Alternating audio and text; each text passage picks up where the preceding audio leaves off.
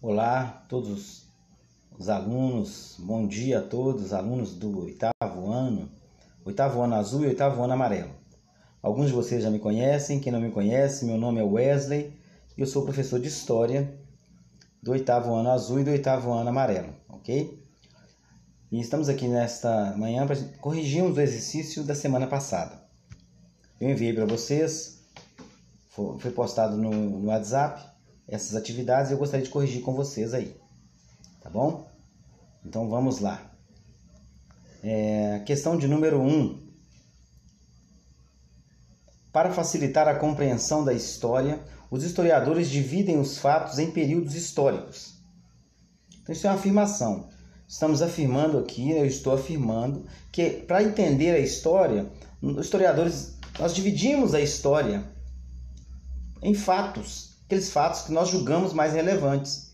Então, essa divisão aqui é a divisão mais conhecida da história e a mais utilizada nos livros didáticos. Mas é possível fazer outras divisões, depende do ponto de vista de cada um, tá bom? Mas essa divisão aqui é conhecida como a divisão tradicional da história do Brasil. Começando com o período pré-colonial, depois do período colonial brasileiro. Período pré-colônia, pré quer dizer antes do Brasil se tornar colônia. Período colonial, período em que o Brasil começa a ser explorado de fato, período em que o Brasil começa a ser ocupado, né? Ocorre uma exploração mais efetiva do nosso território, com plantio de cana-de-açúcar, né? Algodão e etc. Tá bom? Período colonial. Então, período pré-colonial, não há colonização, só acontece a retirada do pau-brasil. Também não há um povoamento da região. Os portugueses não estão interessados no Brasil nesse momento. Então, a história do Brasil se divide em pré-colônia, colônia, Brasil-Império. Brasil-Império é o período dos imperadores. Dom Pedro I, Dom Pedro II.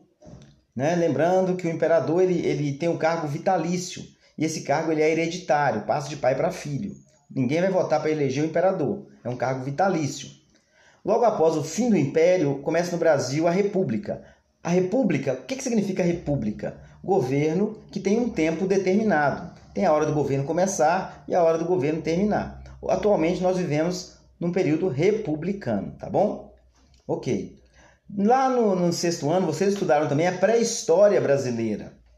É uma outra divisão da história, tá bom? Mas aqui nós não estamos estudando a pré-história, nós estamos estudando o período aqui da idade moderna, tá bom? Então vamos voltar aqui. E aí eu gostaria que vocês analisassem para mim. Marque a opção abaixo que melhor representa tradicionalmente a divisão da história do Brasil. Lembrando que nós estamos falando aqui da idade moderna, a partir da idade moderna até a idade contemporânea, que é a idade atual, não é isso? Então vamos lá. Resposta correta aí vai ser a letra B. Período pré-colonial, ou seja, o período em que o Brasil ficou de 1500 a 1530 praticamente abandonado. Por que abandonado? Porque os portugueses estavam preocupados com um comércio lucrativo na Índia. Então eles não queriam saber de colonizar o Brasil. Queriam retirar do Brasil o pau-brasil, e isso aconteceu dentro do sistema de escambo. O que é escambo? Troca. O índio trabalhava, cortava madeira, transportava até as feitorias. Feitorias são galpões construídos no litoral para estocar a madeira, ok? Em troca, o índio recebia bugigangas, garrafas, espelhos, facões, facas, etc. Então, nesse contexto, o índio tinha o que o europeu, os povos indígenas, né, tinham o que o europeu queria, e vice-versa. Né? O índio oferecia madeira, os europeus a bugiganga. Ok, pessoal? Vamos dar sequência aí. Por que o período... A letra A está errada? Porque a letra A está falando ao período colonial primeiro. Não, primeiro vem a pré-colônia. Pré quer dizer antes. Tá bom? Então é pré-colônia, colônia, depois vem império, quando o Brasil tinha imperador, e depois república, quando os governantes passam a ter um tempo determinado. Tá bom? Questão de número 2. Nos séculos XV e XVI, no contexto das grandes navegações, os portugueses se destacaram como grandes conquistadores e exploradores. Outra afirmação. Nos séculos XV e XVI, Portugal era a maior potência da época. seguido da Espanha. Esses dois países disputavam o controle mundial, militar e econômico. Tá bom? E quem destacava nas grandes navegações? No primeiro momento, Portugal, seguido da Espanha. Tá bom? Agora vem a pergunta. Quais eram os produtos mais cobiçados pelos europeus nos séculos XV e XVI? O produto mais cobiçado pelos europeus eram as especiarias. O que eram especiarias? Eram os temperos. Lembrando, nós estamos falando aqui dos séculos XV e XVI. Nessa época não existia energia elétrica, geladeira e etc. Esses temperos eram muito requisitados para a conservação dos alimentos, temperos caríssimos. Então quem tinha acesso aos temperos tinha acesso à riqueza, porque vendia na Europa por preço altíssimo. Lembrando, durante um período de tempo, o único caminho que os europeus conheciam para as Índias estava bloqueado. Então Portugal foi o único país aí, né, o pioneiro, o primeiro, a descobrir um caminho mais seguro e um caminho alternativo que dava acesso aos temperos, às especiarias, no contexto das grandes navegações, tá bom? Então aqui, a pergunta, quais eram os produtos mais cobiçados pelos europeus nos séculos XV e XVI? As especiarias. Então, letra A, temperos, eram produtos mais cobiçados pelos europeus. Vamos ler a letra B, só para tirar a dúvida de vocês. Os europeus buscavam apenas o pau-brasil, que era o produto mais cobiçado na época? Não. Nesse período, quando eles descobriram o Brasil, descobriram entre aspas, e entre aspas bem grande aí, por quê, professor? Porque o Brasil não foi descoberto. Os indígenas já habitavam no continente, né? Já habitavam nessa região. Eram os moradores efetivos dessa terra, não é isso? Quando nós usamos a palavra descobrimento, nós estamos aí ignorando uma sociedade que vive nesse local. Então não houve descobrimento, por isso que nós usamos descobrimento aí entre aspas. Houve uma conquista, né? E uma imposição da cultura europeia que não respeitava a cultura indígena. Tá bom, pessoal? Que isso fique bem claro para vocês. Por isso que descobrimento, lá no mapa lá que vocês assistiram no vídeo, está entre aspas, tá bom? Nesse contexto, eles retiravam do Brasil o pau-brasil, sim. Mas o pau-brasil dava um lucro, claro que dava lucro, que ninguém vai investir em algo para perder dinheiro, mas ao mesmo tempo não superava, nem chegava nem aos pés dos lucros conseguidos com os temperos, com as especiarias, tá bom? Letra C aí. No contexto das viagens marítimas, os europeus buscavam conhecer novas culturas de forma nenhuma. Os europeus não queriam conhecer novas culturas, eles queriam impor a sua cultura. Então, quando tinham contato com povos diferentes, eles queriam impor a sua cultura, como se eles fossem superiores aos povos conquistados, o que não é verdade, né? Não existe uma cultura melhor do que a outra. Uma cultura ela não sobrepõe a outra, mas os europeus eles fizeram isso de forma usando a força, foram impondo e automaticamente houve um choque cultural muito grande, né? E os povos indígenas foram extremamente prejudicados nesse encontro cultural aí. Próxima pergunta. Por que no século XV os portugueses não tiveram interesse na colonização do Brasil? Já respondi indiretamente essa pergunta. Porque eles estavam preocupados em ganhar dinheiro comprando os temperos da Índia, que eu posso usar também no plural, das Índias. Porque todo lugar onde eles encontravam temperos, eles chamavam de Índias. Então, o destino final era a Índia, a cidade de Calicut, na Índia. Mas na costa africana, eles já praticavam comércio com aqueles povos ali, também comprando temperos e vários produtos ali, vários artigos. Por isso que nós usamos aqui a palavra Índia no plural, tá bom? Então, por que no século XV os portugueses não tiveram interesse na colonização do Brasil? Eles não colonizaram porque estavam mais interessados nas especiarias das Índias. Simples assim, tá bom? Ah, professor, mas a letra A está falando que é porque eles fizeram um acordo comercial com os povos indígenas. Isso aqui é verdade, parcialmente verdade. Realmente houve um acordo comercial com os povos indígenas.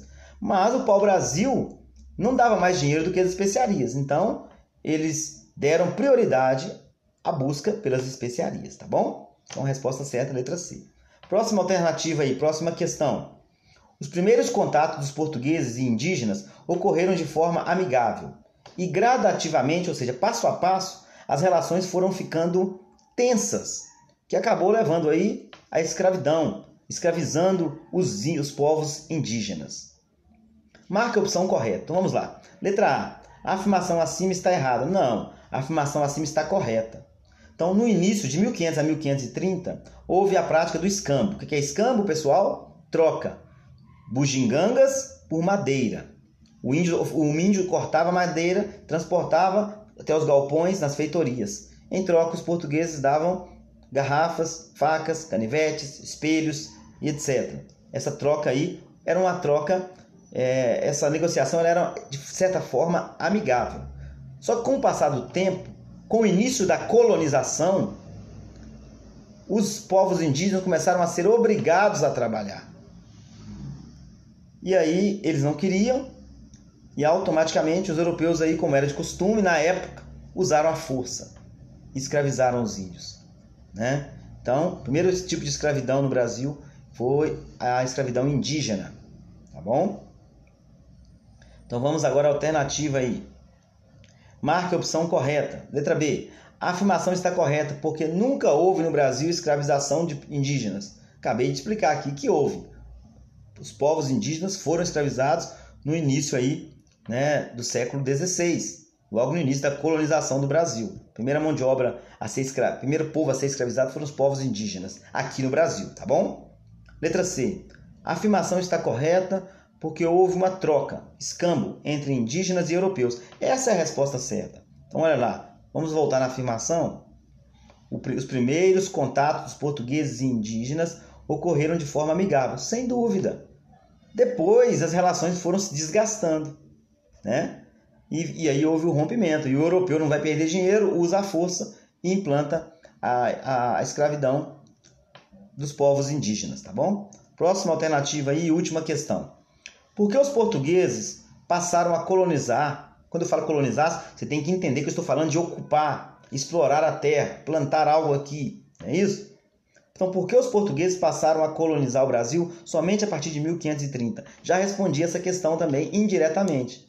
Porque a partir de 1530, primeira coisa, o comércio de especiarias entrou em queda. Lembrando que no sistema mercantilista ou capitalista, né, a lei da oferta e da procura. Os portugueses eles tinham pioneirismo ao adquirir os temperos, mas outros povos também começaram a praticar esse comércio. E esse comércio começou a entrar em crise, em declínio. Os lucros caíram. Primeiro ponto. Segundo ponto, esses 30 anos de abandono que o Brasil passou, outros povos estavam vindo aqui e praticando escambo com os povos indígenas também. E o Brasil estava correndo o risco, inclusive, de ser conquistado por outros povos. Um exemplo, pelos franceses. Então, Portugal, para evitar a invasão do território pelos franceses e também para recuperar também os prejuízos que estava tendo com o comércio de especiarias, que já estava entrando em crise, ele resolveu, então, colonizar o Brasil. E aqui começa, então, o período que nós chamamos de período colonial. Então, o período pré-colonial fica para trás e agora começa o período colonial, ok? E no período colonial, eles vão agora começar a ocupar, explorar a terra, plantando aqui a cana-de-açúcar. Lembrando que no período pré-colonial não se planta nada, apenas retira aquilo que está aqui. Eles cortavam e levavam embora. Agora não, agora ocorre o quê? Uma exploração da terra. Vai ser introduzido no Brasil a cana-de-açúcar, que já era conhecida por Portugal, e também muito lucrativa a venda do açúcar na Europa. Tá bom, pessoal? Acho que ficou claro aí, né? Então, o ciclo do açúcar, vocês também já estudaram isso aí. O Brasil se tornou um dos maiores produtores de açúcar do mundo na época e etc, tá bom? Só um ponto importante que eu quero comentar com vocês nessa questão aqui, eu quero ler as alternativas, só para esclarecer. Letra A. O Brasil estava correndo o risco de ser invadido e o comércio de especiarias estava em crise. Essa é a resposta certa. Letra B. Os portugueses descobriram metais preciosos como ouro e prata a partir de 1530. Falsa. Essa alternativa é falsa. Por quê? Não encontraram. O ouro só vai ser encontrado no interior do Brasil, onde hoje é o estado de Minas Gerais, na região também de Goiás. Então, só no final do século XVII. E a exploração vai acontecer de forma mais forte, mais intensa no século XVIII. E nós estamos falando aí do século XVI. Então, o ouro só vai ser descoberto no final do século XVII, mais de 100 anos depois, tá bom? Então, os europeus, lembrando, os europeus eles conheciam somente o litoral brasileiro, eles não conheciam o interior do Brasil. Inclusive, A exploração do interior do Brasil é o tema do nosso primeiro bimestre. Aqui eu estou fazendo essa revisão com vocês para entrar nesse tema. Qual o tema? A expansão territorial do Brasil, ou seja, como os europeus chegaram no interior do Brasil. Esse é o tema das nossas próximas aulas aí, tá bom? Então, marque a questão e aí você já apertou em enviar, já enviou a questão, já corrigi, tá bom? Não deixe de fazer os exercícios, estude bastante.